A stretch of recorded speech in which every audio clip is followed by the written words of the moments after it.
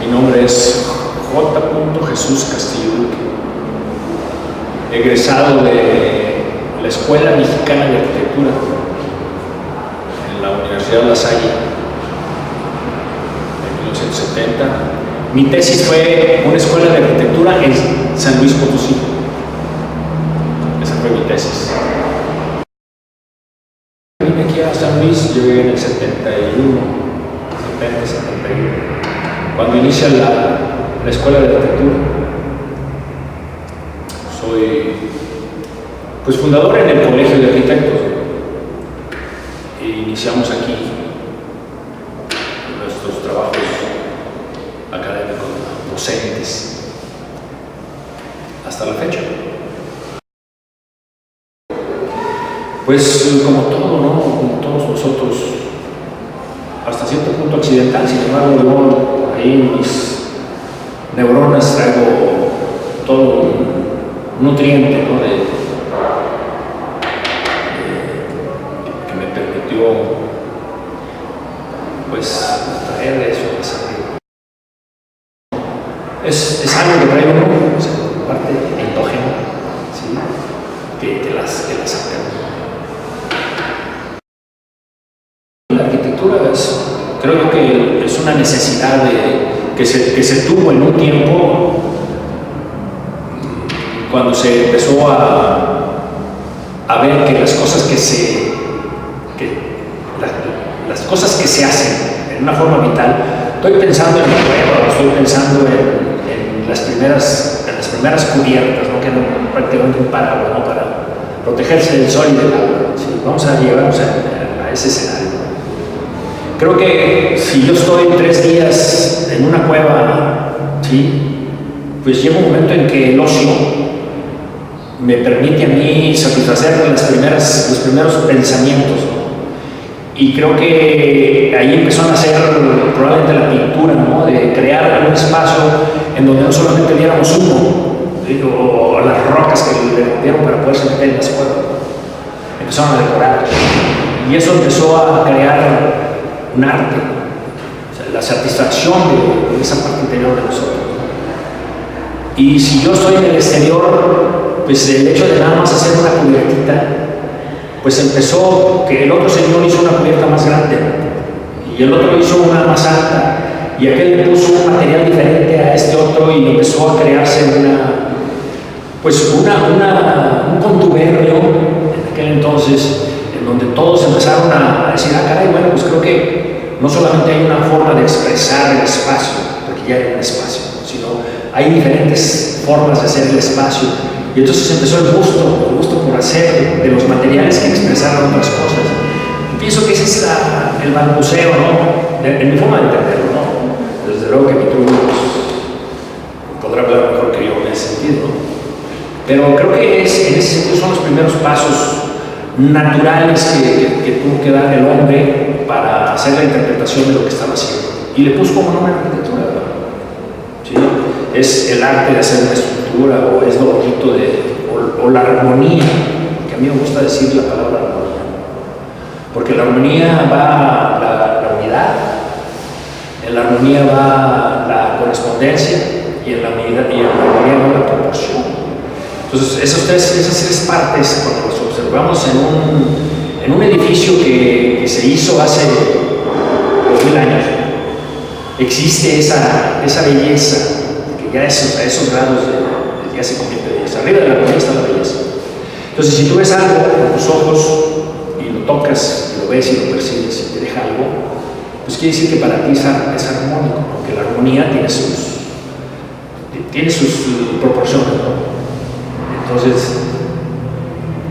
si ves un conjunto donde todos los elementos tienen una unidad, están perfectamente bien proporcionados y entre este y este hay una correspondencia, que es lo que hace la unidad, pues estás hablando ya de armonía, ¿no? Ya te gusta la canción, porque es armónica, ¿no? Porque es un conjunto de cosas. La voz de una canción, esa canción se vuelve bonita cuando la voz es hermosa, ¿no? Es armónica. Es un conjunto, una bonita letra y una hermosa voz hace la armonía de la canción. En la arquitectura es igual. ¿sí? El color, las texturas, los materiales, las proporciones, ¿sí? Los vanos, la claridad en el lenguaje de un acceso, la claridad de un edificio en su proporción, la mezcla que hay de la arquitectura con el entorno, ¿no? Del respeto que hay, o lo respetas, ¿sí? O lo alteras, ¿no? Pero la alteración puede ser tal que te permita decir, bueno, está muy alterado el espacio, pero es armónico. El análisis, porque con el análisis tú llegas a un concepto. Si no entiendes los conceptos, porque primero tienes que tener un conocimiento, y el conocimiento te lo da el análisis, la investigación. ¿Sí? La investigación nunca debe de parar. La investigación dentro del proceso de diseño, inclusive la investigación hasta cuando entregas la llave, ¿sí? Del espacio, hasta entonces puede haber investigación. O sea, la investigación nunca debe de parar dentro de un proceso. Ese conocimiento te va a llevar a conceptos. Y los conceptos son muy interesantes porque hay conceptos que son constantes de diseño. Hay conceptos que te llevan a resolver el concepto de diseño. Fíjate bien. Si nosotros como arquitectos nos metemos en una estructura de una ciudad, pero la estructura de la ciudad, si tú no la puedes mover como arquitecto. Si eres arquitecto, vamos a hacer una obra, vamos a hacer una obra dentro de un terreno. O sea, yo no me quiero meter con el entorno que está en manos de los diseñadores urbanos y del paisaje. Yo ahí no me meto en el terreno. Entonces, ese terreno tiene una infraestructura, te lo voy a poner así de fácil: agua, luz y drenaje. ¿Sí? Esa agua, luz y drenaje, ¿sí? Te dan un concepto de que tú tienes que tomarlo en algún lado. ¿Sí? La circulación de la calle, la circulación en un sentido o en el otro te define la entrada a tu casa, del automóvil. Es un concepto que si lo pones mal, el concepto está mal. O sea, ¿a qué trasciende? A que tu proyecto ya no funcionó. Entonces tu proyecto está mal. Y nada más por no haber tomado un concepto. Entonces los conceptos son bien importantes, pero salen de una investigación. O sea, la parte científica, o sea, no podemos olvidarla. Pero el proceso de diseño existe en el momento en que a ti te solicitan algo que necesitas solucionar. O sea, yo voy a diseñar una silla, quiero diseñar una silla, quiero que usted me diseñe la silla. Yo quiero que usted me diseñe mi papelería, yo quiero que usted me diseñe, ¿sí? Mi fábrica, o mi residencia, o mi edificio. Yo quiero que usted me diseñe, todo lo relacionado con el diseño tiene un proceso. ¿Cuál es? Que primero tiene que haber una necesidad. El resultado es por el proceso, ¿no? En el que tú necesitaste tener todo un conocimiento pleno de a dónde vas, con qué vas a iniciar.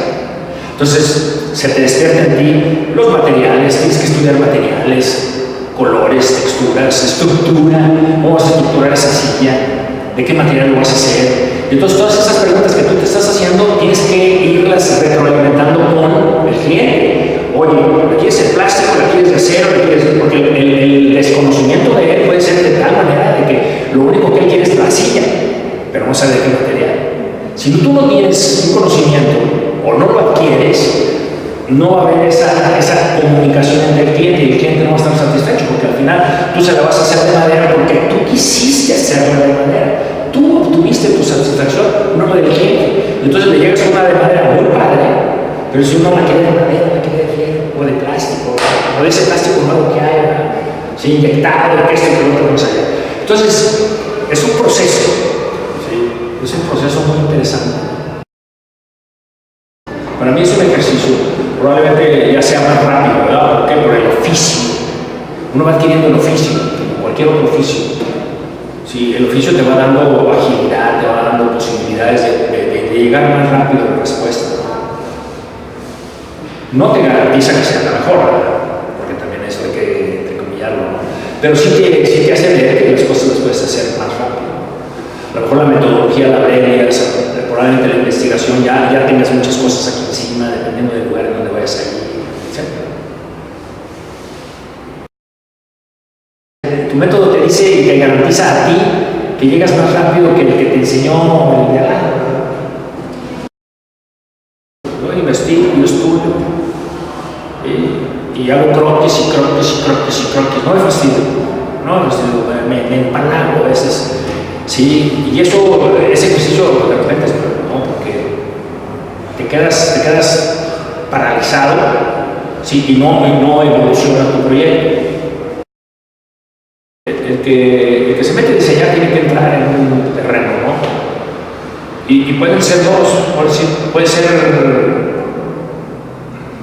intuitivo, ¿sí? O puede ser científico, ¿sí? O razonas las cosas y las llevas a un terreno en donde en la práctica las analizas.